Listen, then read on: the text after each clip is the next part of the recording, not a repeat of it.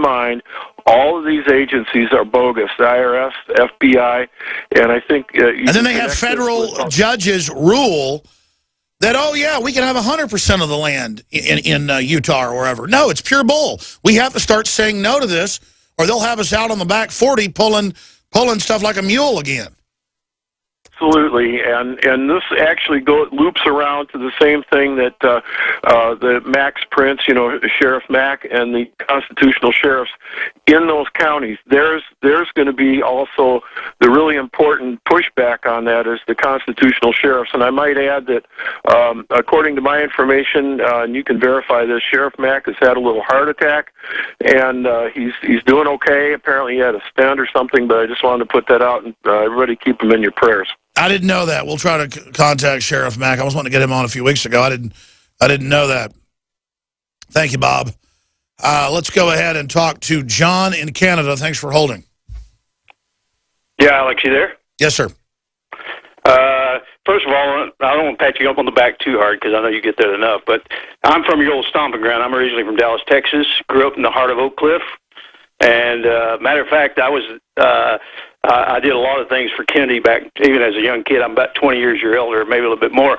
But getting to the point here today is that I've got to say, be careful how I say this, but my son is, I'll just say he has a work in Europe, okay?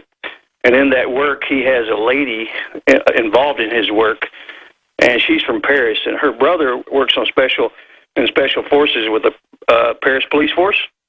Okay. And out of the blue, he was telling her, and then she told my son that that one of those two, the terrorists there, was actually in the office 8 or 9 times before it happened.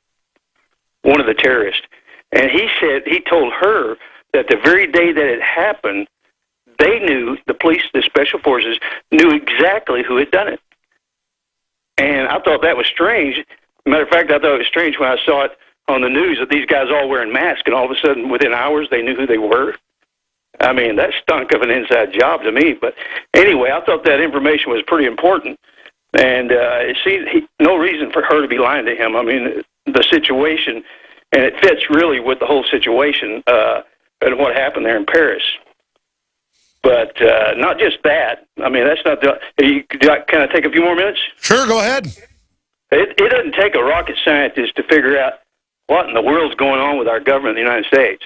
I mean, I was in Europe when 9/11 happened, and I knew right off the bat when I saw it on TV, I said, something ain't right with this picture. And when you go through the whole thing, you can see it's an inside job. Oh, it's ridiculous. But then the question is, what is an inside job? Criminal elements in the government with Muslim radical decoys who they were protecting, who were CIA, who were trained at military bases, colonels have gone public, were set up, nerve gas was released, they were killed. The planes were then flown into buildings by remote control. The buildings then had explosives pre-deployed and were blown up to cover up the evidence.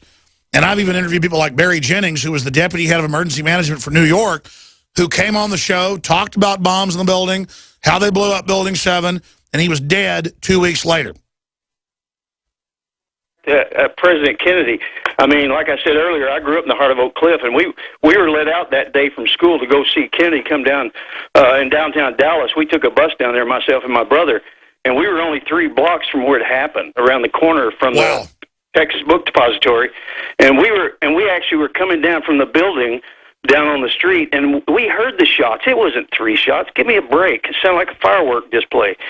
And there was much more than 3. And as we were running to the end of the street, there were people running around the corner saying, the president's been shot, the president's been shot. And we saw the motorcade rushing off. And, I mean, even as a young kid, I was in the 6th grade when that happened. And, I mean, to see what's going on, all these inside jobs, CIA, whatever's doing it, and on and on and on, it really doesn't take a rocket scientist. I've been around the world. I've seen things. I know what's happening.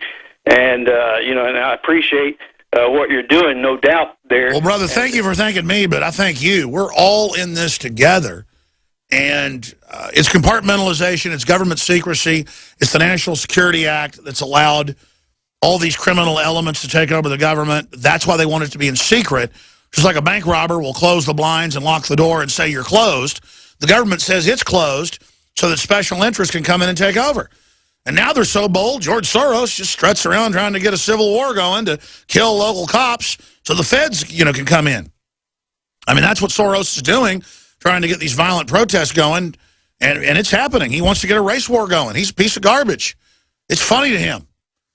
But he thinks everybody's scared of him, and a lot of people are. I've heard other talk shows criticize him, and then they shut up. Because the stuff that let's just say the stuff that starts getting pulled scares people. Well, I'm not scared of any of it. And it's not because I'm macho or tough. I'm done. In fact, just imagining giving in to fear or imagining being scared of these people just is like I'm dead already. It's not going to happen. And we need to have that attitude of we're done, we know who you are, we know what you're doing, and just we didn't start this fight. And when the globalists blow up a bunch of stuff and try to blame it on us, we're going to get right in your face day one and expose it.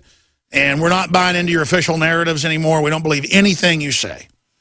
Appreciate your call, John. Good to hear from you. Let's talk to Bo in Virginia. Bo, thank you. Hey, Alex. How are you doing today? Good, brother. Well, I've only been awake for a couple of years. I've came to a conclusion, though, last night. I was watching a video that the Anonymous put out about how to kill the New World Order and save the world. And I was watching a video of Martin Luther King Jr. about the New World Order right before his death, and he said the only way that we can deal with the New World Order is through peace. Okay?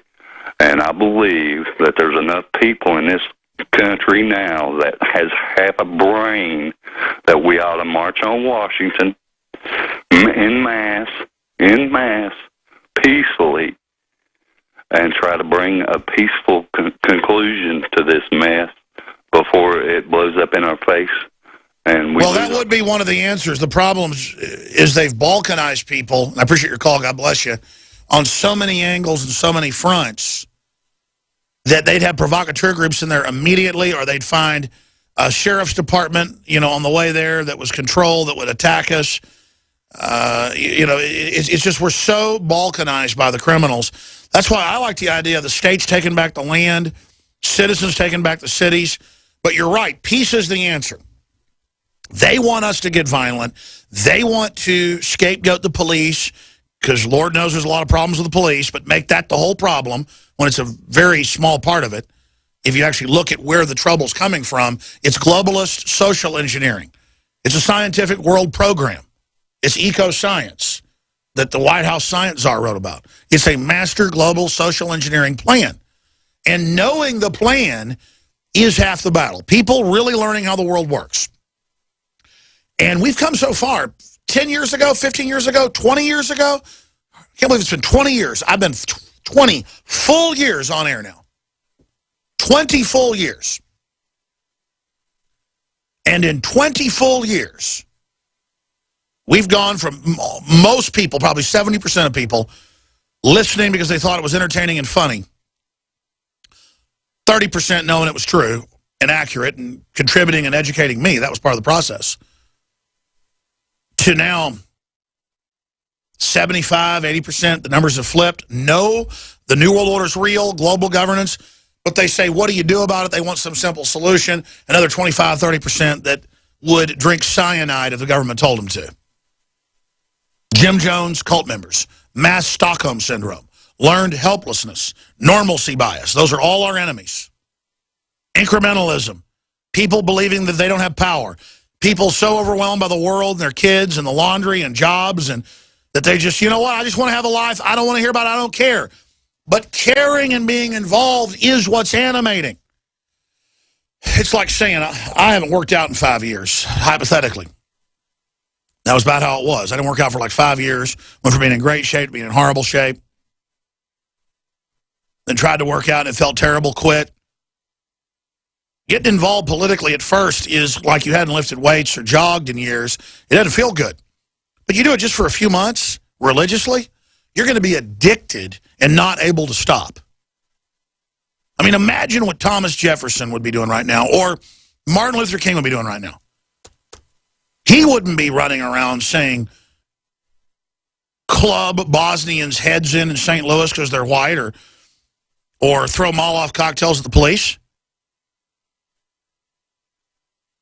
In fact, he would win if the police attacked them and they didn't do anything. That's why the system protected the provocateurs, so they could discredit demonstration to begin with.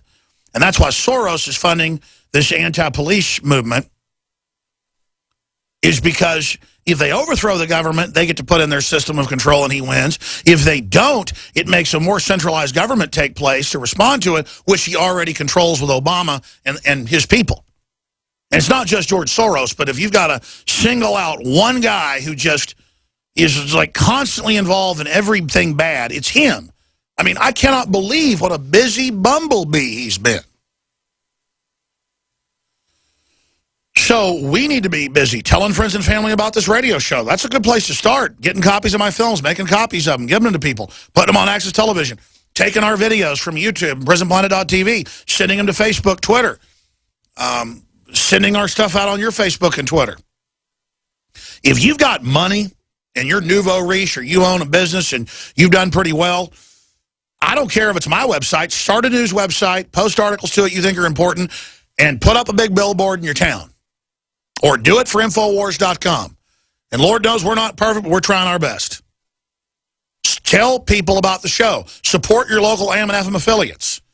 Tell the local sponsors you're buying from them because they sponsor the show. Become a sponsor. That's how wars are won, is with money and with will. We're winning the info war. We've come from way behind to dead even right now, and the enemy is freaking out. The panic button is trying to get a race war going. That's why I harp on this, because the people doing this have overthrown countless countries, but with racial and religious and ethnic differences. They're experts at it, and they're trying it here, folks. They're trying it. And believe me, I'm not bragging, so don't thank me, because my life's worthless if we don't beat this anyways. My kids are in big trouble. So don't thank me. This is like bailing water in a ship or a boat that has holes in the bottom. We're rowing to land. It's a mile out. We can make it if 2 people row and 4 or 5 bail. Right now we got 1 person rowing and 1 person bailing collectively. We need to get everybody bailing that can bail, everybody rowing that can row. And look, there's not a question. That water's icy. We're going to drown and freeze to death in about 2 minutes if we get in it. We're a mile away. There's a cold wind in our face. It's hard going, but we're making progress. We got to get to the land. We got to get to the land. Because the alternative, your back's burning rowing, you better row harder. Because you're going to die if you don't. Just make the decision. You're going to row, and that's the end of it. And that's what makes you strong, just like working out. It's a process. Because we're in the hands of really wicked people. I mean, we are in their hands right now. I want out of their hands. It's basically like this. Here's an allegory, then we'll go to break and come back with calls. We're 2 7-year-old boys that got grabbed and thrown in a van at the park. We're tied up in the basement, and we've noticed that there are some clear plastic tanks that have got dead kids in them up against the wall. Maybe some kids' heads mounted on the wall. You know, those are some real cases that have happened. Somehow I get out of the bonds, and there's a big door. And I'm not strong enough with the crowbar to pry it open. But maybe if I get you out of the bondage you're in, we can break our back and get that door open before this guy comes back from work and tortures us for a couple weeks. Now, I'm in here getting chills down my back constantly when I talk about this, because I realize this is all real, folks. This is all really happening. I mean, there's a good chance they're going to come after me. That's why I've gotten even more serious, more focused, big picture the last few years. Because, I mean, this isn't a game, people. The stuff I've seen doing this, it's real. They've tried to buy me off, everything. I mean, this is real. You understand, folks? This is real. The people running our government turned Syria over to Al-Qaeda to kill 300,000+ people, men, women, and children, and to blow up every church they found. You think they're nice people? George Soros is a demonic entity. he was involved, of course. I mean, do you understand that?